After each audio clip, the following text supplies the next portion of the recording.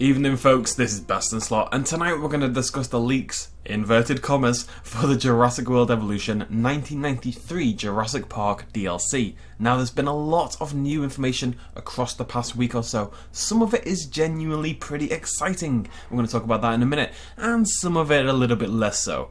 Before we get started, I do want to say I think there's some confirmation bias at play here surrounding the discussion of these discoveries. People think a 1993 DLC is on the way, myself included, but that means they're starting to see the DLC everywhere. They're seeing it in every single file because that's what people are looking for and that's what people are expecting to see. That said, there has been at least one legitimate discovery in the past week, so let's talk about that one first. The first one was posted by Luca2951 over on the subreddit, and it seems to confirm the development of a Jurassic Park era visitor centre, i.e. the classic visitor centre we all love from the original game. I'm a little tiny bit hesitant on this one because the only place it's showing up is in these language localization files, and it seems to lack the substantial files you would expect for a big building, but we are months away from a expected DLC, so the majority of the content is likely not in the game yet, and at the end of the day, if a 1993 DLC comes out, we can expect the visitor centre to be there, right? The Visitor Center designation is actually already used in game for the Innovation Center, and if you search that designation you get a ton of results. But if you add the _JP1 string as we have here, you can narrow it down to something a little bit more exciting. There's not a lot to go on here, but if a 1993 DLC is coming, which we think it is, then the Visitor Center being added to the game is probably the single most expected addition. When you think Jurassic Park 1993, for me the first thing that pops into my head is that OG Visitor Center, and I'm sure it's the same for a lot of you guys at home as well.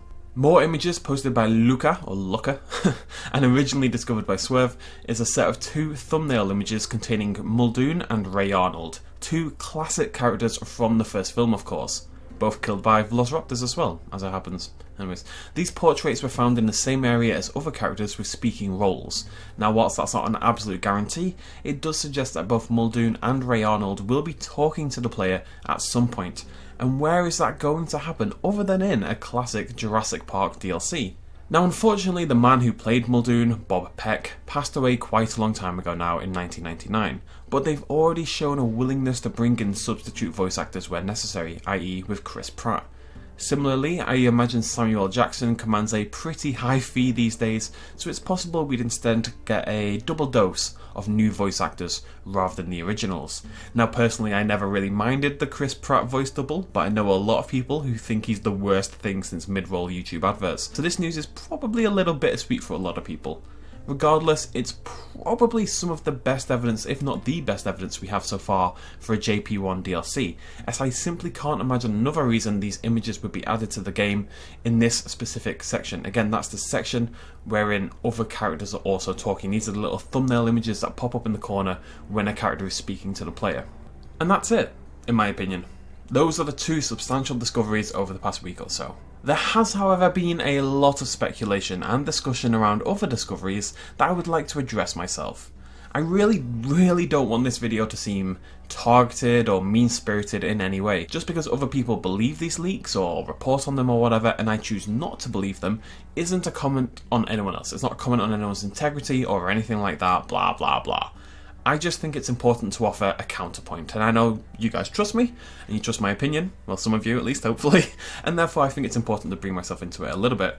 And as I said, I do think there's confirmation bias at play within the entire community right now. I'm sure I'm a little guilty of it as well, and I have been very guilty of undue hype in the past, especially before the release of the game. So I do feel a little responsibility now to approach these topics with as level a head as possible, basically. So let's start with the leak that I think has at least some potential first, the discovery of a coaster in the game files. Now a search for coaster reveals a bunch of strings like coaster car base, coaster car wheelbase, coaster train, stuff like that. The implication behind these discoveries is of course the reintroduction of the Bone Shaker roller coaster seen in Jurassic Park the game. A weird but pretty great sequence in which you'd ride a half-built roller coaster whilst being attacked by Herrerasaurus. It was dumb, but fun in its own way, like a lot of Jurassic Park the game. Now that does seem to be the logical interpretation of files being discovered related to coasters, but I do have a few problems with this. First of all, the Bone Shaker only appears in Jurassic Park the game, nowhere else, and that game has generally speaking been entirely ignored in terms of canon. for Jurassic World Evolution at least. This is pretty self-evident if you look at the design of the Herrerasaurus and the Troodon, whereas other animals in Jurassic World Evolution are based on their movie counterparts or indeed on their website counterparts, with things like, say, the Edmontosaurus. The Herrerasaurus and the Troodon are basically nothing like their Jurassic Park the game variants. There really is no similarities whatsoever. Secondly, the rumours suggest that our goal in the 1993 DLC is to get Jurassic Park back online and running after the events of the first film, after Nedry was a very naughty boy. Fun little side note story, by the way. My housemate, his sister, is married to Wade Knight, i.e. Dennis Nedry. Isn't that weird? Oh, there's a little coinkydink there.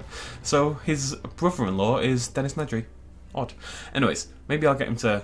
I've told him if he ever comes back to England, he has to let me hang out with him, and he's promised, so I'm optimistic. Anyways, the point is, that's when this game is meant to take place. But the Bone Shaker wasn't finished in 1999, or even soon after when the events for Jurassic Park the game took place. I don't think finishing and bringing online a half-built roller coaster is really going to be our mission and top priority when there's Velociraptors and Tyrannosaurus Rexes roaming around the park eating people. Thirdly, I simply don't believe a roller coaster will work in Jurassic World Evolution. The game isn't built for it. I don't think the mechanics exist for it to properly function, for us to be able to build a custom roller coaster with twists and turns and loops and varying height all over the place. Maybe they'll give us a heavily simplified version, but then that feels a little bit pointless. I also don't think the Bone Shaker fits into the aesthetic of Evolution, or the original Jurassic Park for that matter. Fourthly, and I've got more of these than I realised, the public do not care about the Bone Shaker, I'm sorry.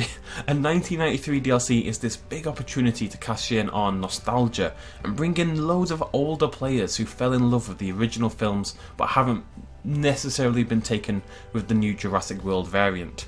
How many of those people also played Jurassic Park the game and would care about the Bone Shaker being in the game? I'd wager very, very few of them. Now it seems like that would be a lot of resources being spent on something that just wouldn't work that well. It could absolutely turn out to be true, the coaster, it really could, and I would be excited if so.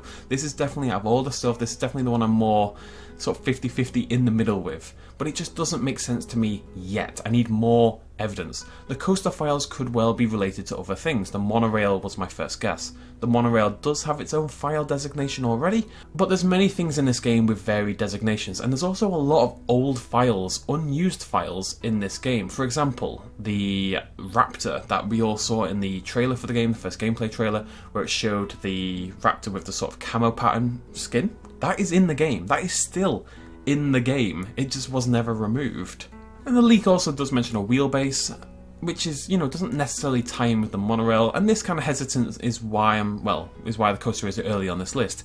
It could be true, I just think we require a little bit more evidence. The other discoveries, however, I am less hesitant on. The first is Vehicle SUV, a white 4x4 discovered in the files. I don't really have much to say on this one, it's clearly nothing. Not only was there no white vehicle in the original Jurassic Park at all, but there wasn't even an SUV in the original Jurassic Park. And this is kind of what I mean when I say confirmation bias. People see something similar-ish vehicle to what they're looking for, i.e. a tour vehicle, and then the two get linked together. It's a perfectly natural thing to do, of course, you just need to be a little bit aware of it. This same file was opened up by somebody on the Discord, and it was indeed a white variant of the current Ranger vehicle. Nothing to do at all with the original Jurassic Park. Now it does have a different designation than the other Ranger vehicles, but like I say, many things in this game do. There's a lot of old files in the Jurassic World Evolution files that weren't removed, the test files and stuff like that, and some of them will be played with and moved around and edited now, recently, and people see that recent movement and take it to mean that these files are new. That's not what it means. The second was the discovery of supposed new Velociraptor skins in the files. You can see JP1 Velociraptor, JP2 Velociraptor, and JP3 Velociraptor here, and this could potentially have been pretty exciting. You know what I'm like. I'm going to try to not mention it, but you know how badly I want some new Velociraptor skins in this game. But I can decidedly tell you that this is quite simply not what this is. These are InGen database files, simple as that. The IDB designation given to them tells you that's where they're found in the game. They're not new files, they've been here since the start of the game. As far as we can tell, the Velociraptor was probably the first dinosaur coded into the IDB, and it was given this extra care and attention and overt effort that was decided to be unnecessary for the other dinosaurs, so it has all these bonus designations. Even without knowing what these actually are, and again, not true, I'm unconvinced that the 1993 DLC is going to address the other islands too much anyway. The 4chan leak does mention that sauna is going to play a part, so maybe we will have a cursory look at the Lost World in Jurassic Park 3, but I'm not expecting a huge new host of skins. Now, just to cover myself a little bit here, I absolutely do think we'll get new Velociraptor skins, and maybe even a new model redesign kind of thing with the DLC, ones themed around the original Jurassic Park, and if the sauna leak is correct, then maybe also the skins from the other films. And I would love that. I have dreams of tiger raptors and quilled raptors, confusing, sexy dreams, but I'm saying that this isn't what these are. If the raptor skins get added to the game down the line, that doesn't change this fact. That is not what these files are. It's the same with the SUV. As I say, I'm not writing off the possibility of any of these things actually being in the game. Even though the vehicle SUV search is nothing, I'm still 100% sure that if a 93 DLC exists, it will indeed be adding the tour vehicles from the original Jurassic Park. Even though the raptor skins are nothing, I'm still 78% sure that we'll be getting some new raptor skins and hopefully a remodel variant in the DLC as well. The coaster I am still hesitant on for reasons I've explained, but at least the evidence for it is a bit more substantial. My point overall is, as we wrap up here, it's okay to get hyped. I am hyped, I really am so excited.